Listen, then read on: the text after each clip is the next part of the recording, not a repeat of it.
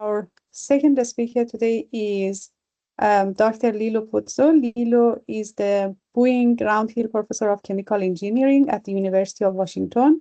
She obtained her PhD from Carnegie Mellon and her BS from the University of Puerto Rico. Her group works on soft material structure using scattering techniques and autonomous experimentation.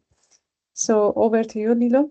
So yeah, I'm gonna try to go through a lot of material relatively quickly. So, but I do want to acknowledge the people that did all of the work that I'm gonna present to you today. So these are these fantastic sets of students and postdocs. Actually, most of them have graduated.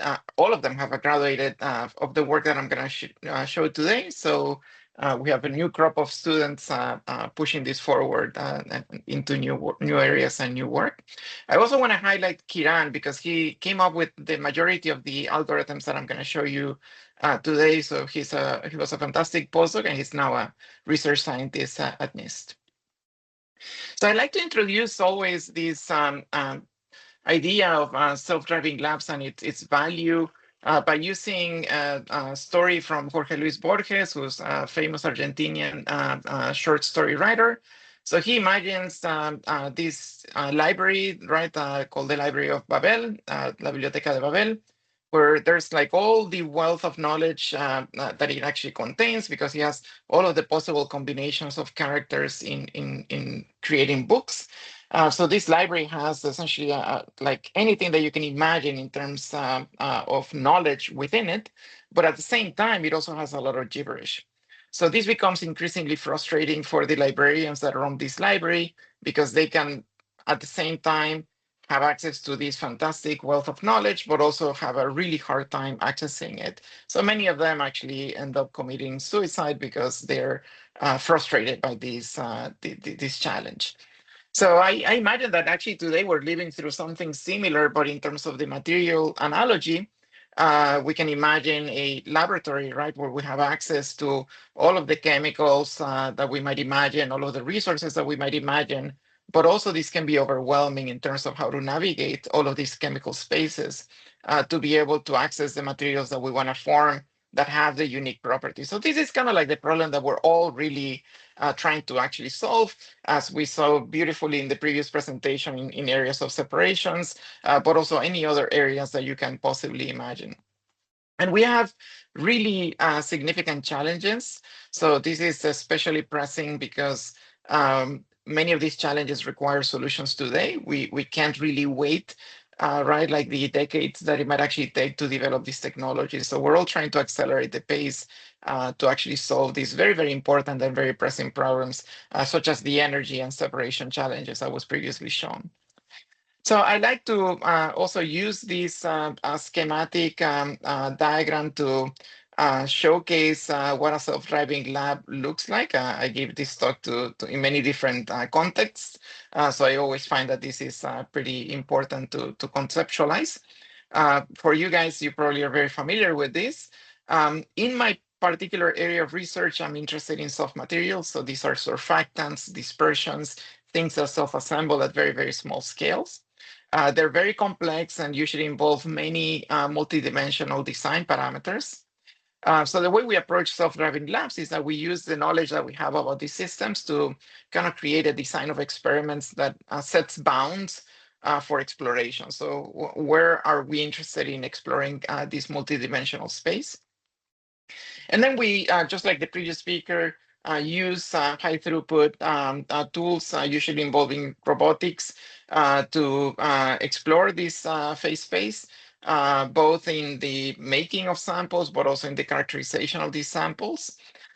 This produces a very large data set that then needs to be interpreted and usually also published in its own right for others to use. But the real beauty is really when we incorporate decision-making algorithms to essentially make the exploration of this chemical design space more autonomous. And what I'm going to show you today is a little bit of everything that we do in my lab, which involves algorithm development, such as what Kiran actually did in the past few years, But I'm also going to show you what a self-driving lab looks like in our lab, because we also are interested in working in some of that hardware. And some of the integration with advanced tools such as X-ray and neutron scattering in my own field. There are multiple types of problems that you can try and solve with this type of approach. So you can imagine that you have some problems that require complexity. So there's multidimensional correlations that we want to uncover. So this type of approach can actually help you statistically determine how design parameters relates to outcomes. The retrosynthesis problem is more engineering, where we have a target. We want to make something very precisely with some properties, and we want to recruit these robotic tools to help us navigate this space. And then the phase mapping problem, which is something that is very, very commonly done in soft matter, where we have some composition or some physical condition that is complex, and we want to relate to some outcome, usually a structural outcome. So we want to understand how the materials might self-assemble under different compositions or different temperatures or pressures or whatever it might actually be.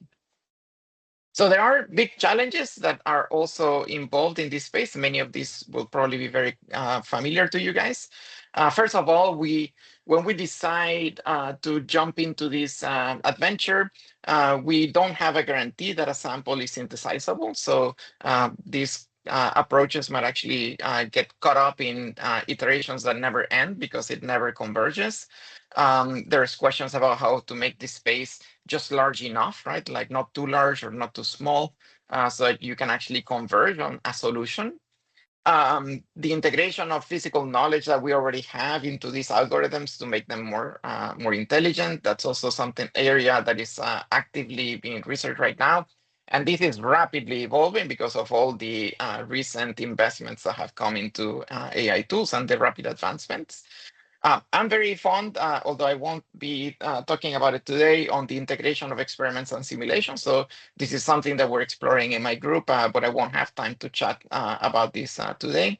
And then the big dream is to uncover new physical concepts, right? Like so have these robotic tools be smart enough that they can actually find like big new ideas for us. And actually, that's something that I don't think the field has generally yet demonstrated. So I'm also very interested in broadening access and making these type of tools more accessible across all kinds of different groups of different levels. I'll essentially motivate this by first showcasing some of the facilities that are available actually at Liverpool, for example.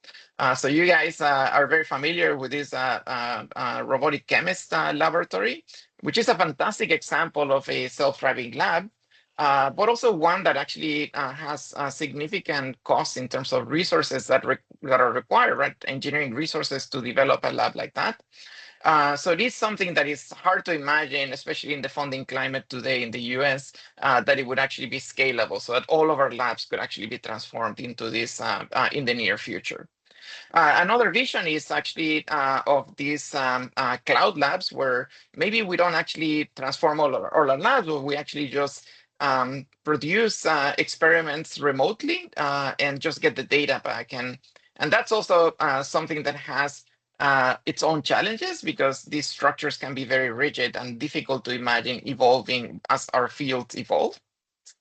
So we're very interested in this kind of like in between or minimalistic scale, where we want to take machines very similar to, for example, the OpenTrons and other small scale robotic tools that are affordable, accessible, and easy to use.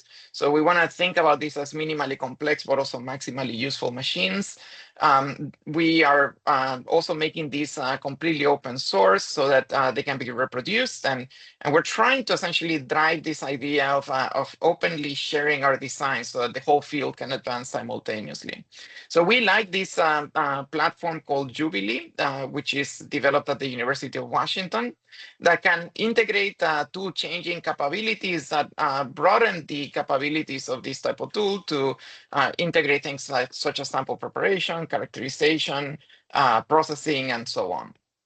So just to motivate this, first I'll actually want to highlight Nadia Peak, who is actually the professor that first designed this machine, and we've become very close collaborators with Nadia's group.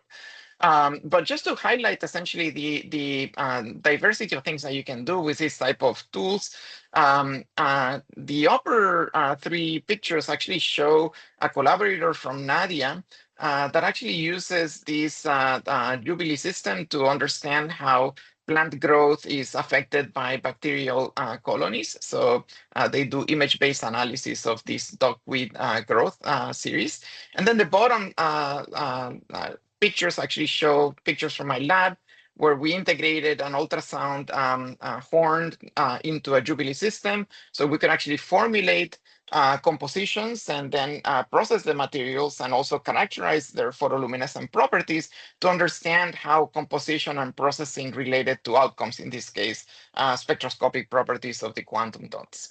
So this type of tool is the way we're designing it is to be very broadly accessible and easy to use. So there's this Python library. If you're used to working with OpenTron's Python API, this would be very, very familiar. So the idea is to essentially create this abstraction level that is appropriate for a scientist. So we're talking in higher levels about like grabbing tools and processing a particular sample that might be in a particular location in your deck, or moving liquids from one position to another. So that's part of what we actually work on and then continue to advance. And just to demonstrate that this can actually be a minimalistic self-driving lab, here's a demonstration we like to use where there's a Bayesian optimization closed loop campaign where the machine is learning how to mix primary colors to identify a specific shade of green in this particular case. But you can imagine that if you're, instead of working with primary color paints, you're working with chemical reagents, this machine can also help you run experiments and characterize and learn really very fast about your systems. Now, there's also more advanced integrations that we're doing in our lab. So here's a picture of a Jubilee system that is actually synthesizing silica particles with nanopores, and it's integrated into our small angle X-ray scattering instrument. So it can actually inject samples into the instrument after it's prepared them and learn essentially about the structure of the samples that it's preparing, and then feed that back into the algorithm to navigate these chemical design spaces. Again, we are very interested in promoting open source sharing of lab tools. So here's a demonstration of a workshop that we've ran. This was in 2024, but actually today we're going to run the third instance of this open source science community of developers, and where we bring developers from across the nation and across the world to share their ideas and their designs. And this is a fantastic way of actually exchanging concepts and learning about like how different individuals approach development of our self-driving labs, so we can actually help promote openly sharing this type of techniques. So now I'm going to show you a little bit about like some of the work we've done over the past few years using this type of tools, not exclusively Jubilee, but also other systems such as OpenTrons and many others. So the first example of the research that I'm going to show you actually highlights how self-driving labs might be affected by definitions of things that are as simple as, like, for example, how do we measure how similar a target function might be to the experimental functions that we're actually obtaining. So this is a retrosynthesis problem where we might actually try to make a particular material with a well-defined structure, or potentially a well-defined property such as spectroscopy or some other thing that we can actually measure. So in this case, we actually picked gold nanorod synthesis because it's a very well understood chemical system that serves as a benchmark where we could actually test our algorithms and how different decisions that we make in the way we formulate these problems can actually change the way these algorithms actually converge. So imagine that we want to make a gold nanorod, and we want to make it with very specific, precise dimensions, right? Like maybe the length is 55 nanometers and the diameter is 10 nanometers. So with this knowledge and this target, we can actually calculate solving the forward problem, either a spectroscopy problem, right? Like if I make this particle successfully, what should be the spectra, right? The absorption spectra of this particle. But you could also imagine doing the same with a scattering problem, right? Like if I know the dimensions of this rod, I should also be able to calculate what should be the scattering of X-rays of this particular nanoparticle. So then this becomes our target spectra and the thing that we must actually endow the algorithm to try and actually match. So then the algorithm, which is a simple Bayesian optimization, runs. So initially it starts at random. It guesses the compositions that it wants to actually synthesize and try. We use a robot to actually make these samples. Then we characterize them and compare them or their measurable spectra to the target. And this is what we wanted to specifically test. We wanted to test how does the definition of the distance or this comparison between experimental spectra and the target spectra, how does that actually guide the convergence of this algorithm? Then after that, right, like the algorithm has more information, it can actually make better decisions about where to sample, and it continues iterating until you expand either a budget of experiments that you want to run or you achieve a certain convergence with some resolution. So here we were actually very motivated by the fact that in the case of plasmonic gold nanorods or even scattering, the shape of the function that you're trying to match carries a lot of information. And we also know a lot about these functions in terms of what is important and what is not. So the way we compare these functions to each other, the target and the experiments, can actually really change the way these algorithms converge or not. So for that, we want to calculate these distance metrics, right? And these are very important because they actually are the feedback that we get for how the algorithm is actually doing. Is it actually getting closer or further away? So I like to motivate this with an analogy from my childhood where our parents like to play this game where they would hide a candy in the room and they would tell us whether we were getting closer or further away from the candy by giving us feedback in the form of getting colder or warmer, depending on whether we were closer or further away from the candy. So you can imagine as you compare functions now, there are multiple ways you can actually do this. You can actually look at scalar values based on your expertise. So in the case of plasmonics, this might be, do we have a peak at the desired functions or the wavelengths where we expect them? We could also use a naive approach using something like the mean squared error or a Euclidean distance between the two different functions. Or we could use definitions that actually capture the shape of the function and compare the shape differences between these functions. And that was actually what we were motivated to test in this particular work. So Kiran actually was very familiar with this idea or this area of mathematics that actually deals with the shape similarity. And this actually comes from some very fundamental mathematics, right? Of how you, for example, compare different shapes. So imagine, for example, that you have triangles of different forms, maybe different sizes, different rotations. So you can manipulate these triangles to demonstrate that these two things are triangles. And depending on how much manipulation you need to apply to make them similar or identical to each other, you can actually quantify these manipulations or these morphings that you need to do to calculate how different these two triangles were from each other. So you can do the same with functions by using these things called warping functions that effectively stretch and move and manipulate your functions and measure how much manipulation needed to happen to make these two functions similar to each other. And that can actually then becomes a definition of the distance that you have between your target and your experimental function.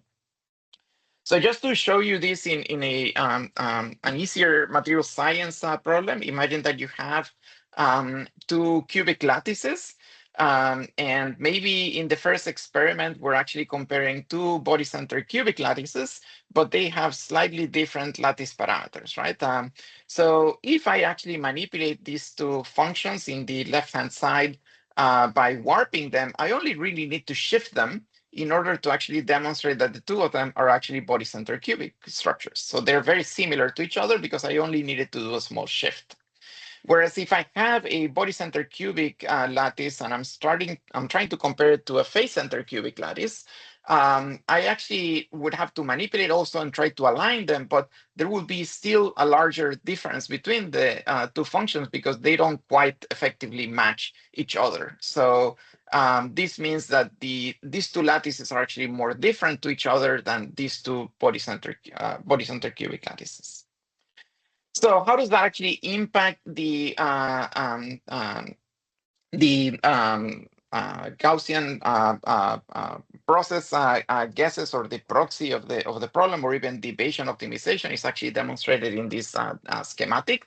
So imagine that as we are actually advancing and providing more information through iterations of our experiments, the Bayesian optimization is actually making best guesses as to where are we most likely to find similar functions to the target. So the target is the green star, and then these are the test experiments. And you can see as we provide more information, the contour plot changes and evolves because it has more information to take into account to identify where it's actually going to be able to find close functions that are resembling the target.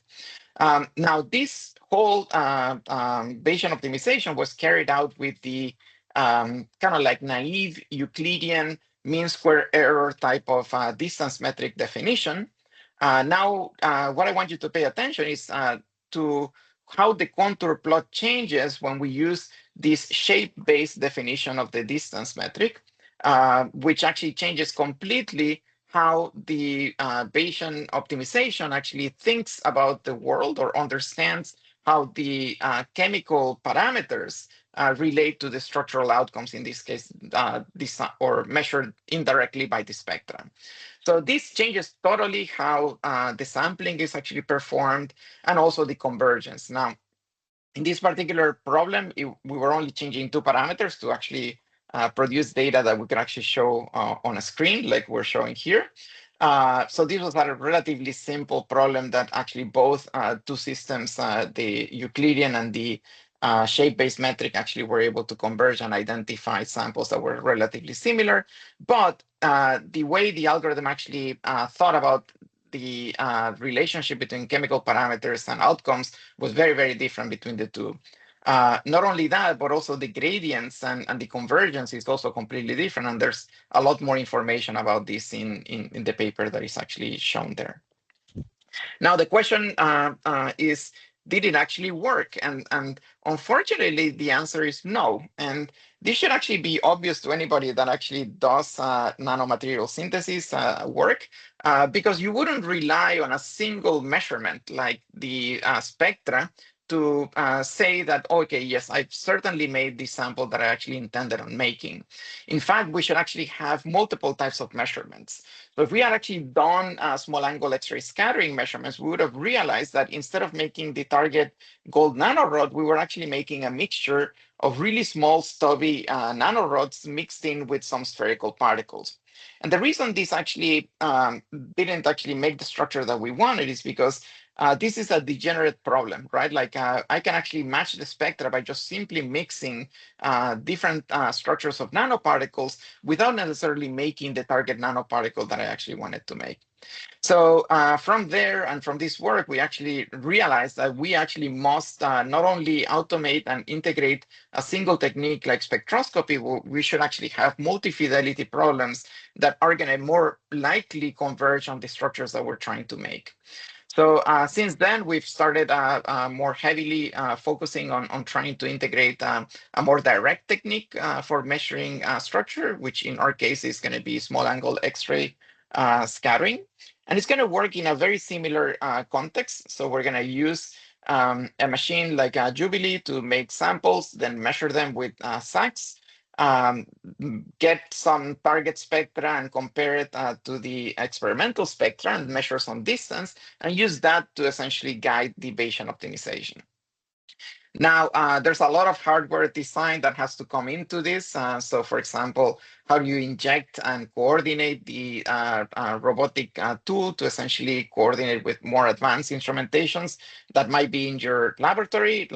We're fortunate that we have access to a small angle X-ray scattering at the University of Washington, but we also use synchrotrons, and this requires that adjustments need to be made whenever you go and use a different type of facility. But this definitely looks very similar to the way we were doing experiments before with spectroscopy. But again, taking advantage of a different type of synthetic approaches to make these different materials that we're actually interested in this case. So in this case, we actually also moved to trying to make silica nanoparticles that were of controlled size and also controlled internal porosity, which we're interested in using as supports for catalysts.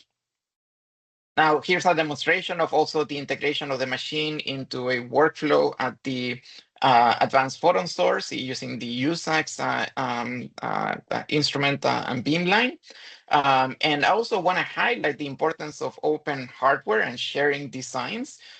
So we have our Jubilee system here that, again, is completely accessible and open for reproduction.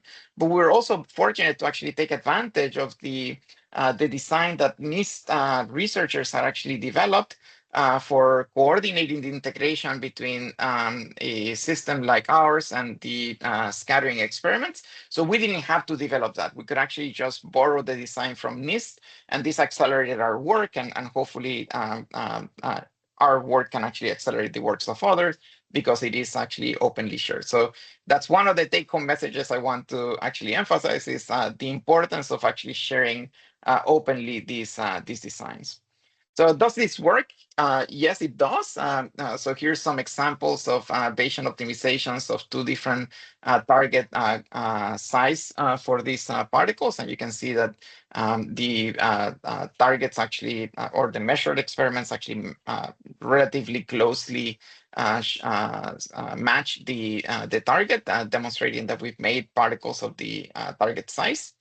A harder problem is to actually then try not only to match the size of the larger particle, but also to target the internal porosity. And this is much harder because now you're trying to match two different parameters of your particles that are actually controlled by a very complex series of chemical steps. So for example, in this case, we don't only need to add the precursors that drive the formation of these silica particles, but we also need to add this templating agent, typically a surfactant that is going to create the internal pores. And by adding the surfactant and choosing the type of surfactant that we're going to use, that can actually also has impact on the morphology of the larger particles. So this is a very interrelated problem where it's not obvious what should be the chemistry that we should actually be using. This is what it looks like when you succeed. So if you make a monodisperse particle, you can expect to see oscillations in scattering, which we capture. But then at high Q, you should actually observe these peaks that capture the internal porosity within these larger particles. It's not always particles like this that we actually synthesize. Most of the time, changing chemistry, we're exploring things that look like that, where we have some really aggregated or very large, not monodisperse primary particles. Sometimes they are very, very porous, sometimes they're not. So this is something that you need to essentially capture, right? And you're trying to solve the problem simultaneously by achieving internal porosity and also monodispersity. If you zoom into the pore structure, there's even more information there. You can actually learn about the organization of those pores. So you can transition from hexagonal packed cylinders to even gyroidal connections of these internal pores. So this is a really, really complex problem that we're trying to actually solve. And again, this is still ongoing work. We publish on the hardware and the workflow, but we're still using this to try and actually understand the connection between chemical decisions and the measurements and the structures that we make. The paper has a lot of information on correlations, but again, this is something that is very difficult to convey in a seminar in 2 dimensions, because this involves multiple dimensions. There are multiple ingredients. So here's the best I can actually show in a simple plot. It's a projection of all of the samples onto 2 axes. So for example, changing ethanol concentration versus the precursor concentration and how that relates to monodispersity or polydispersity. You can actually do the same for pluronic concentration or CTAP concentration. But again, this is a projection of a multidimensional space into just 2 dimensions. So it's very, very complex. I'm not going to have time to discuss the autonomous phase mapping, but I'll just give you a taste of it, and maybe you can read the papers about it. The idea here is that we want to relate outcomes to the decisions that we make about how to make a sample. And this involves phase mappings, right? So we're trying to understand how these relate to each other. Typically, we do this a lot in soft matter, but this is very, very time consuming. It requires that a human takes a lot of samples and actually first makes them, but then also categorize them by hand. So what we developed here was a methodology to actually automate that process, where you can give all of the corpus of the data that you collect, and an algorithm will actually automatically categorize these samples for you. And this is again based on, I'm going to skip through this. It's based on this algorithm of creating these shape-based similarity metrics. So it's automatically trying to do this categorization to minimize the distance between every sample that you actually produce in your corpus of data and categories, right, that look similar in terms of shape. So they probably belong to the same type of phase. And you can then create these very nice autonomously categorized phase diagrams that can actually just be produced in a much, much faster way without having to rely on a human to effectively make decisions about where do these phase boundaries actually lie. So with that, to leave some time for questions, I'm going to actually stop. If you're interested in using these minimalistic, maximally useful instances of self-driving labs like Jubilee, or want to get involved, here's a QR code that actually can take you to the repository for Science Jubilee. And I hope that many of you might become future adopters and also future developers of these type of tools that can actually be useful in advancing all of our work together. So with that, I'll stop, and Aisel, maybe I can answer some questions. Sorry, Tahir. No, thank you very much, Lilo. It was such a great talk. I truly enjoyed that.